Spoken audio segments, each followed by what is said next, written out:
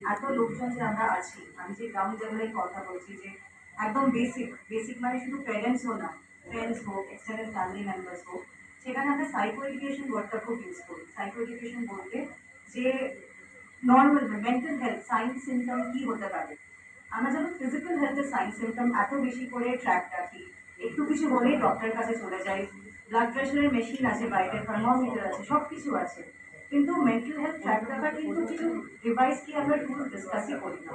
Simple simple জিনিস আছে যেটা আমরা কিন্তু আগেকার দিনে খুব করতাম। একসাথে বসে জিজ্ঞাসা করা, কেমন আছো, কিছু দরকার লাগবে। ফ্যামিলি মেম্বার্স কিন্তু আছে তোমার সাথে হেল্প করার জন্য। বাট আনফর্চুনেটলি আমরা জয়েন্ট ফ্যামিলি সিস্টেম স্ট্রাকচার চলে যাচ্ছে, সেটা আমাদের মানতে হবে।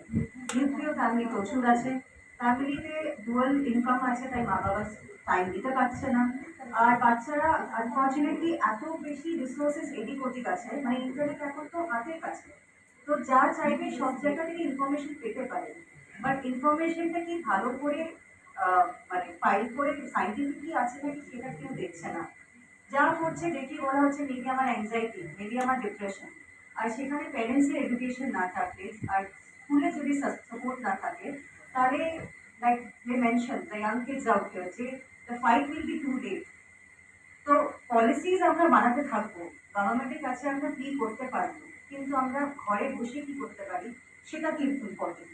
সেটা সাইড থেকে এসিএল বলে সোশ্যাল ইমোশনাল লার্নিং আমাদের এখন স্ট্রাকচার ধীরে ধীরে শুরু হয়েছে, যেটা স্কুল লেভেলে করা হচ্ছে, নার্সারি স্কুল থেকে করা হচ্ছে, যেখানে আমরা ক্লাস শুরু হওয়ার আগে একটু মাইন্ডফুলনেস, একটু পজিটিভ অ্যাফার্মেশন, একটু জিজ্ঞেস করা যে কারেন্টলি তোমরা কি ফিল করছো। খুব সুন্দর সুন্দর ইমোটিকন, ফোনে যে ইমোটিকন পাওয়া যায়, বাচ্চাদের ওটা দিয়ে দেখি যে আচ্ছা তুমি কোনটা ফিল করছো আজকে।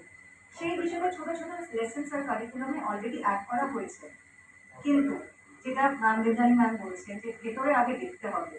আমরা যদি সারাক্ষণ বাচ্চাদের এটা দেখাই যে শারীরিক আর মানসিক কোনো তোমার কষ্ট হতে পারে না, আমাদের দেখো আমরা কত কষ্ট করেছি, এটা যদি বারবার আমরা বাচ্চাদের বলতে থাকি, তখন আমরা কিন্তু তাদের এটাই শিক্ষা দিচ্ছি, ইমোশনস দে ডোন্ট এক্সিস্ট, শুধু থটস এক্সিস্ট করে।